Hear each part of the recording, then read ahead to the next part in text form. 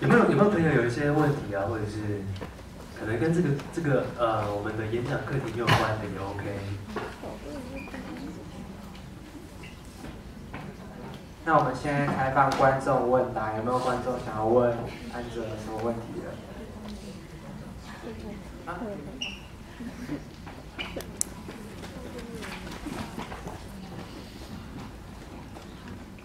我想请问一下，就是刚刚前面有一个那个没有出版的那个什么插画，就是你说只画5张的。OK。然后我想问，为什么上面有很多数字？哦，你说很多符号吗？对对对。哇，刚刚这样都看得到。好，稍等一下，我把它转到那里。就你的作品很多都有一些英文字或是数字出现。好，没错，眼力很好。其实我对那个，对，其实我的每个作品都会有一些符号，但不是所有啦，就是某一些作品，其实我觉得那个是小小的，就是我觉得这是创作最好玩的地方，就是也许你有60%或者70%是大家看得懂的，可是可能会有30%、20%是大家不知道的。我觉得，如果我未来的每个作品都可以保持这样的东西，其实那会是一个很有乐趣的地方。我是一个很喜欢符号的人，因为我觉得符号是一种图像，像好比他在这个系列对不对？OK，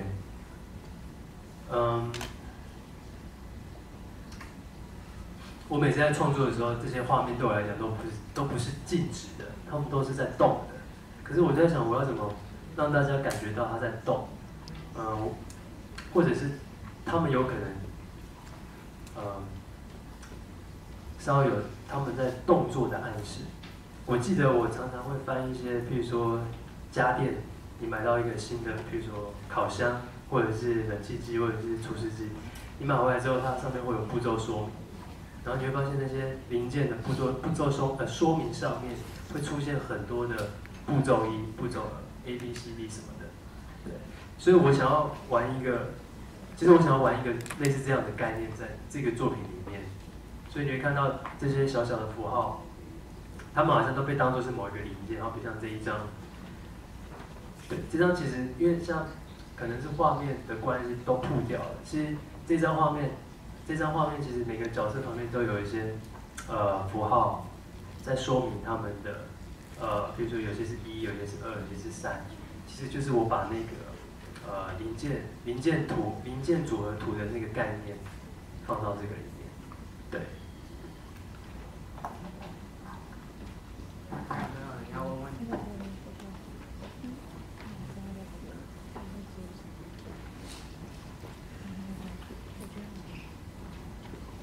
你好，可以谈一谈你从单纯创作到就是作品逐渐商业化的过程吗？好，这是很好的问题，因为其实每个创作者应该都会遇到这样的问题。其实我觉得可能每一个人会用不同的方法去面对这件事情。那我举例我自己的，其实我有一个系列的作品是，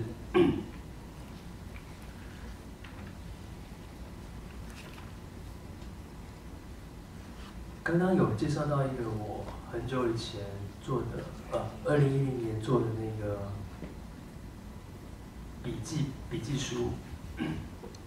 其实那个时候是我第一次有机会跟出版社合作去做一本，出版来定位的话，就是要做贩售，它是一个很明显的贩售行为。原本这个系列的图像其实不是长这个样子的，它是完全没有颜色，只有黑色跟白色，然后整个画面都是暗暗的。我印象很深刻，当我提出这样的图给出版社的时候，他们告诉我，可不可以多一点颜色，可不可以看起来可口一点，可以看起来甜美一点。所以我就回去。可是我完全因为这个作品在我脑中就不是那样的颜色，我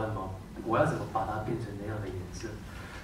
所以我只能找到一个最好的方法，就是我的确可以加入颜色，但是是在不违背这个作品本身传达的讯息这个部分。所以后来因为这个故事是跟遗忘的梦想有关，所以一开始它被设定成是黑白色，是因为我觉得被遗忘的事情大多都应该是没有颜色的，就像黑白照片一样。可是后来我得回去做调整的时候，我又开始重新思考这件事情。我发现，最后的解决的方案就是我一样加入颜色，可是这个颜色对我来讲也是有被遗忘的意味。其实我就是翻了一些老的书，泛黄的书，我发现其实它还是可以加入颜色的。所以后来就变成你们现在看到的这个样子。对，它还是有颜色，但是它不多，但是至少它不会是只有黑色跟白色。它比喻的意思就是说，好比钢琴就是这么多的键盘，黑白键都是固定的，在有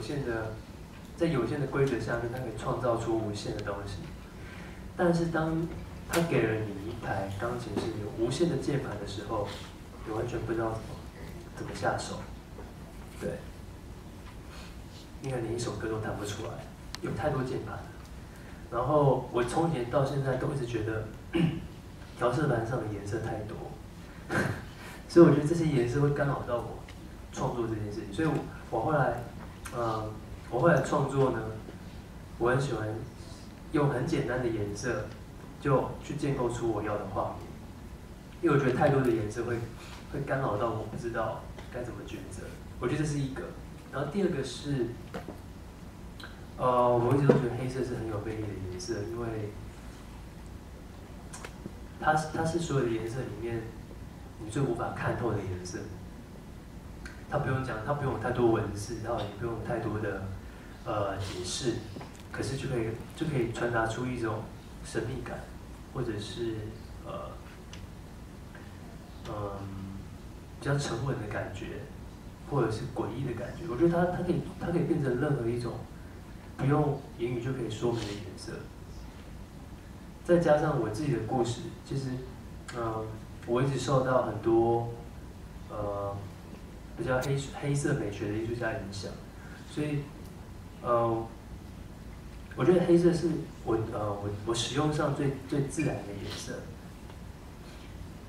我其实也做过一些是很多颜色的作品，但是每次画出来之后，就会觉得好像跟我内心想表达不太一样。很多人会觉得看我的这个绘本会觉得好像有点忧郁，有点悲伤，有点……但是其实如果你真的把这本书看完，你会发现它是一个很温暖的故事。它讲的是，我们可能是我们可以是给自己规定的人，但是我们也可以是自己打破规定的人。我们可以是一起得到勇气去改变的人。对，我们可以借由别人的勇气，去得到给自己勇气的力量。它其实在讲的是比较正面的东西，颜色反而只是，我不觉得颜色在故事本身上会影响到太多。那再来是，我喜欢在当这整个画面里面它的黑色调比较多，或者它比较昏暗的时候，当里面出现了一点点彩色的时候，那个彩色会显得更加的亮眼。对，所以我未来会不会做一些比较颜色比较不会这么黑暗的颜色？我觉得是会的，但是我觉得那个可能会依照不同时期的心境，然后去选择最适合当下心情的用色。回答到吗？对创作的取舍跟矛盾啊抉择最大值的时候，所以其实我觉得是不是应该放弃去做别的事情？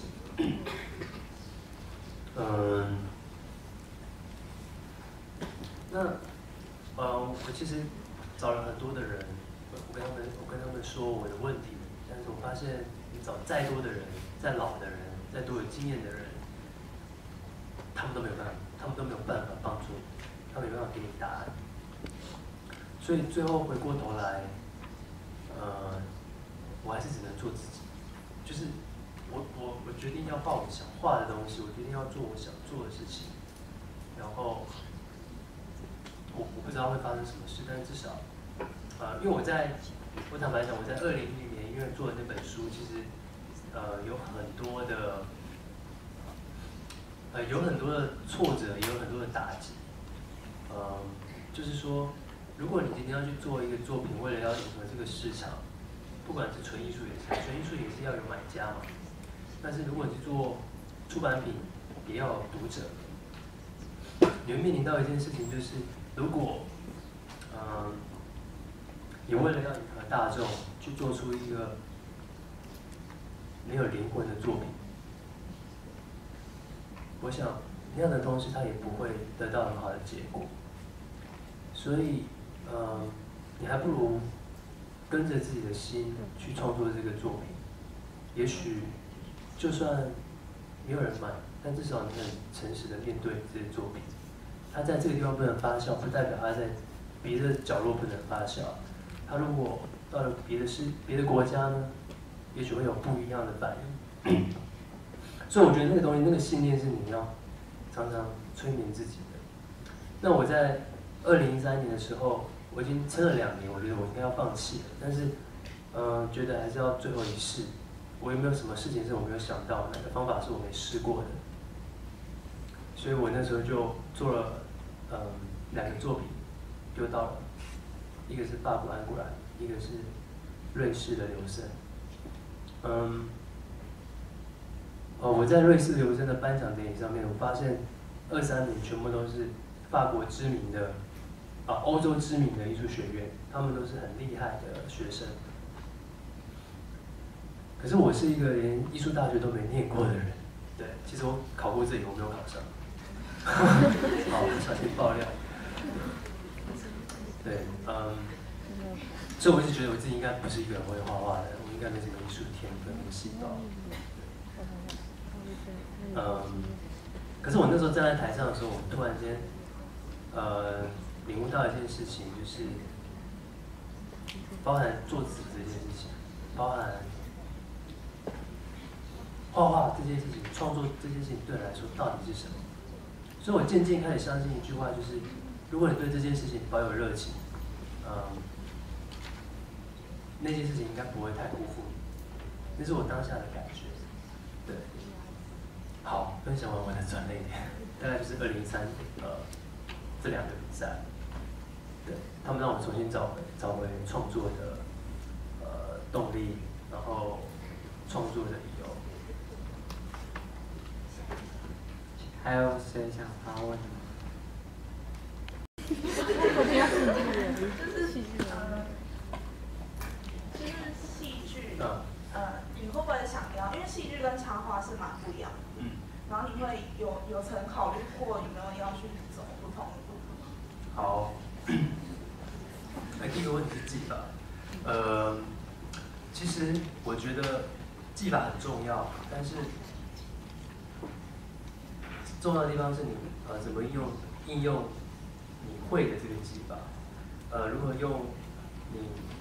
熟悉的技法去完成你心中的那个样子。我的每一个作品其实大部分技法都不太一样，但是，我觉得演戏的过程中，其实最让我开心的部分就是，因为其实我以前是帮动画片画脚本的，画分镜表的，然后很好玩的是，我们每天都要去想这个角色今天要发生什么事，然后这个角色人家会跟其他角色有什么样的互动，所以我们那时候在做这件事情的时候，是我们在赋予这个角色，借由绘画去赋予角色的个性跟生命。可是变成演员的话呢，就完全不一样了，因为我曾经有一段我拍到大概中期的时候，其实有遇到很大的问题，就是我觉得这个角色的情绪我不知道怎么演，对，因为有可能你遇到的状态是，也许你在现实生活中不会做的事情，也许你在现实生活中不会说的话，我觉得对我来讲是很大的挑战，因为我完全没有任何这一方面的经验。那后来就是这部片的制作人许玉婷跟我说，其实就像你在画脚本的时候，你要去赋予这些角色的生命、跟个性、跟情绪，我才稍微有一点点理解他的意思。我觉得是一个很难忘的体验，但是你说未来还会不会再继续做这件事情，我想，就看缘分。对，而且我真的不太习惯从电视机里面看到自己，我到现在还是无法习惯这件事情。对，我想可能我不知道是不是所有的创作人都是一样，我们可能喜欢待在一个比较，我们喜欢当那个在台面上创造世界的人，而不是站在台面上做创造的。对，好，有回答到 ，OK。还有谁要问安哲？最后一个问题，还有没有人想问安哲问题？我要的声音好大。最后一个了。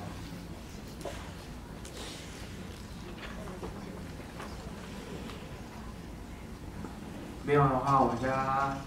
结束这场演讲了。元芳的性格跟你本人像吗？您这边有戏剧系的吗？应该没有吧？有啊，真的哇！元芳的性格，其实我一直都觉得不像，但是徐玉婷是觉得很像。她说她在，因为我是在一个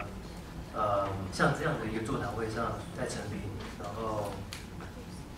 遇到的，然后我也不会觉得很奇怪，因为我在上面就分享我去国外参展的经验跟作品。但我不知道他为什么会觉得我讲完这些话，他会觉得我像元芳，我感觉蛮怪的。对，那其实元芳在这整部戏里面，他其实扮演的角色其实很两极，也许是因为戏剧效果，然后其实我当时看到这样的剧本，自己也有点怕怕的，因为我记得那段时间有些社会新闻好像是跟这样的状态是很类似的。我一直私底下一直跟徐婷说，对，我说老师，那个会不会像那种蓝色蜘蛛网情节？对，他就跟我说，那就看你怎么演了。所以就压力很大，觉得对怎么去演？因为其实我很常看电影，但是我很少看电视。对，所以但这个角色他遇到一个问题，因为很多，当他就在那几集演完的时候，很多人会觉得他是个变态，他是个什么。然后有一次我在跟老师聊这件事情，我说这怎么演？一个变态要怎么演？他就跟我说，你必须要先爱上你的角色，你才能把这件事情，你才可以把它演得好。老师跟我讲了一个故事，是为什么他会写元芳这个角色。其实听完这个故事之后，我发现，他是一个很怎么说？我觉得他不是一个真的的坏人，因为对老师来说，他不觉得，他觉得有些人之所以不能成为坏人的原因，是因为当他要变坏人的时候，那一刹那那一个念头的时候，刚好旁边有一个人适时的阻止了他，就好比纪薇在里面做的那件事情，对，就是他一直给元芳机会告诉他说，哎，你其实不是这么坏的人，我给你这个机会，不要变成这样的人。所以其实这才是老师想要表达的那个重点，就是我们需要更加的去关心身边的人。对，所以其实我后来听完老师这样的介绍，我才觉得我可以了解这个角色在想什么，然后甚至是帮助他的剧本去诠释好这个角色。